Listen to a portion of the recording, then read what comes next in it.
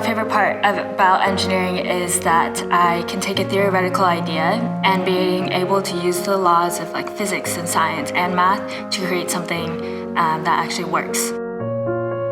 Growing up in Hawaii, I spent time in the ocean a lot, doing a lot of surfing and a lot of ocean activities. And I think just watching nature, watching God's creation, that inspired me to understand how it works more. And being made in the image of God, God is creator.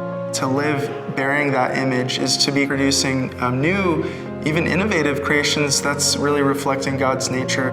We want to make sure that when we're graduating engineering students, that they come out with the ability to communicate, the ability to navigate moral challenges, the ability to be ethically concerned, the ability to work well with teams, the ability to care.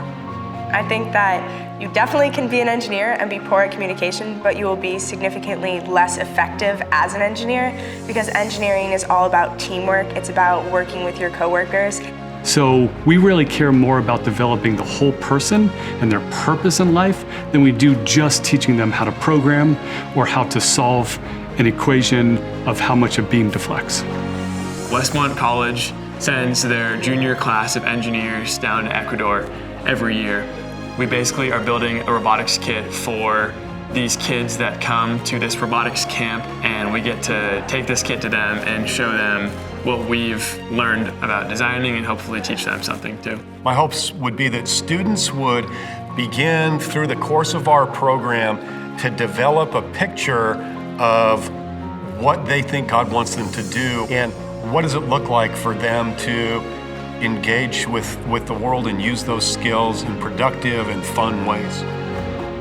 When I was thinking about what school I wanted to go to, I had a lot of tech schools on my list, but I decided that Westmont would be a place where we wanted to work to build God's kingdom, and engineering was the way we were going to do that because we love the Lord.